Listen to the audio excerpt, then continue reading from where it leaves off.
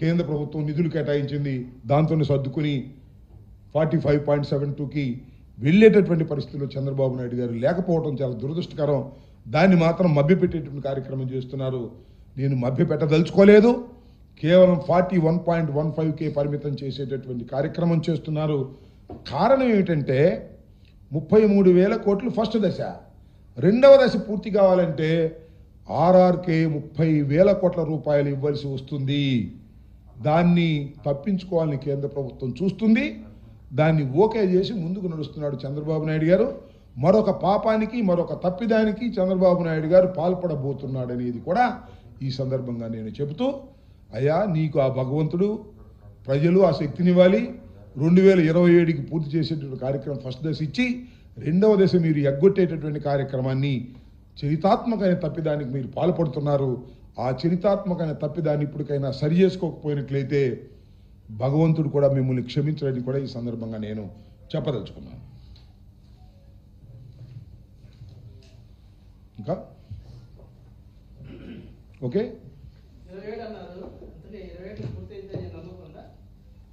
ఆయన చూస్తున్నారు కదా.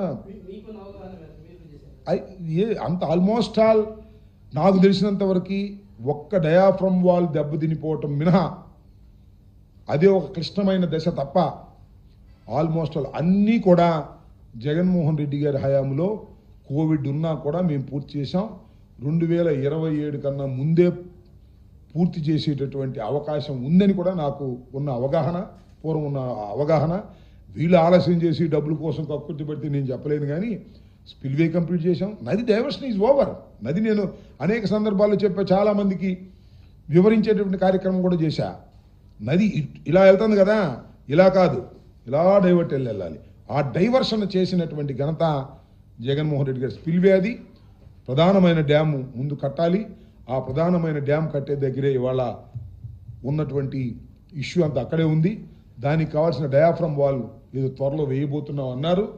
ఆ డయాఫ్రమ్ వాల్ వేసిన తర్వాత ఎర్తకం రాక్ ఫిల్లింగ్ డ్యామ్ కూడా పూర్తి అయితే ఖచ్చితంగా చేయొచ్చు.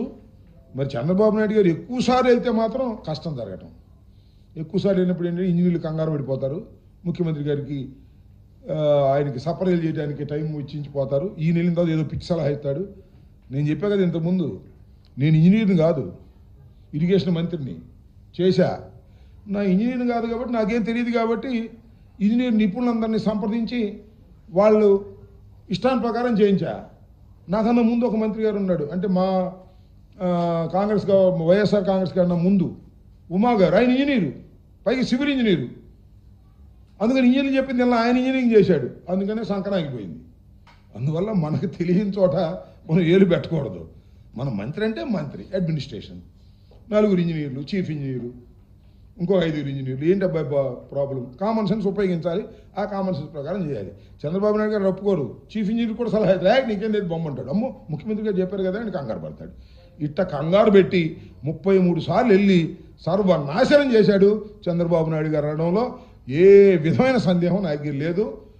మొత్తాన్ని నాశనం చేసింది చంద్రబాబు నాయుడు గారు. పోలవరం ప్రాజెక్టుని కేంద్రం కట్టాల్సింది కూడా ఆయన తీసుకున్నాడు కమిషన్ల కోసం. ఈయన 33 సార్లు వెళ్ళాడు. ఇప్పుడు 2 సార్లు వెళ్ళాడు, సంతోషం. ఇంకో 10 సార్లు వెళ్ళాడా? శ్రీమద్ రమారం 27 కావదు, 10 సార్లు వెళ్తే సింపుల్గా వెళ్ళి ఇక్కడిని మానిటర్ చేస్తే అవుద్ది. అదేం పెద్ద కష్టమైంది కాదు. చాలా ప్రాజెక్టుని చాలా వరకు పూర్తి చేసినటువంటి ఘనత ఆ రోజు జగన్మోహన్ రెడ్డి గారిది, అంతకుముందు చంద్రబాబు నాయుడు గారిది. ఈయన వచ్చి డప్పాలు కోసుకునే కార్యక్రమం, కమిషన్లు కూర్చునే కార్యక్రమం. నేను తెలియగలుగుతానండి, మరొకసారి చెబుతున్నా, అసలు కేంద్రం కట్టాల్సిన ప్రాజెక్టు మనకు ఎందుకండి? మనం ముందు డబ్బులు ఖర్చు పెట్టుకోవడం ఏంటండి? మళ్ళీ వాళ్ళ దగ్గర నుంచి మనం అంత ధనవంతులు మాకు చెప్పండి. రాష్ట్ర ప్రభుత్వం విడిపోయిన తర్వాత ధనవంతులైన రాష్ట్రంగా ఉందా? ముందు మనం డబ్బులు ఖర్చు పెడతామంట, తర్వాత వాళ్ళు రీఎంబర్స్మెంట్ ఇస్తారంట. ఎందుకు అంత శ్రమ? అయ్యా మీరే కట్టంటారా బాబు అంటే వాళ్ళు మన పోలవరం ప్రాజెక్ట్ అథారిటీని ఫామ్ చేశారు. ఫామ్ చేసిన అట్ట కుదరదని చెప్పేసి వెళ్ళి వాళ్ళు కాళ్ళు గడ్డలు పట్టుకుని అవసరమైతే మా స్పెషల్ స్టేటస్ కూడా అవసరం లేదని చెప్పి పోలవరం ప్రాజెక్ట్ తీసుకున్నాడు. కొట్టేద్దామని, 1000 కోట్లలో డబ్బులు కొట్టేద్దామని, నవయుగా ఈ ట్రాన్స్ఫర్ అయ్యి వీళ్ళతో కొల్యూడయ్యి డబ్బులు కొట్టేద్దామనేటువంటి కేవలం డబ్బులు దుర్బుద్ధితో చేసినటువంటి పని తప్ప మరొకటి కాదు. 4 రోజులు అటో ఇటోనే కేంద్ర ప్రభుత్వం చేసినట్టయితే ఇవాళ కేంద్ర ప్రభుత్వాన్ని మనం అడుగుతూ ఉండేవాళ్ళం. కేంద్ర ప్రభుత్వానికి బాధ్యత ఉంది, వాళ్ళు చట్టంలో పెట్టారు, వాళ్ళు పూర్తి చేసేవాళ్ళు. దారే పోయేది చెట్టును కొట్టి నెత్తినేసుకుని ఇవాళ మనం కాలేదంటే ఏం ప్రయోజనం చెప్పండి.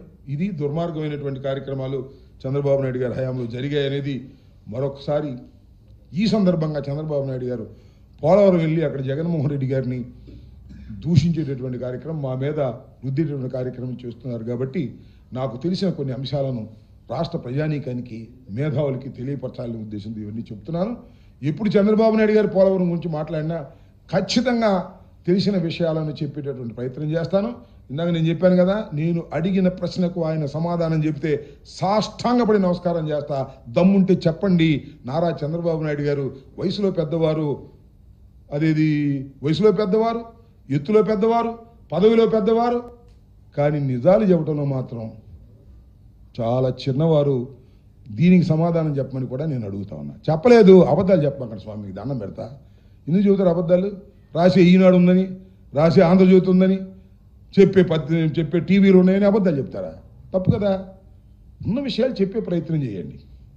మేము డైవర్ట్ చేసామంట, అన్ని దొంగ మాటలు, దొంగ వ్యవహారాలు. ఓకే,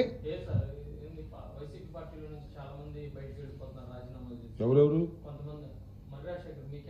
అవును, వెళ్ళిపోయారు.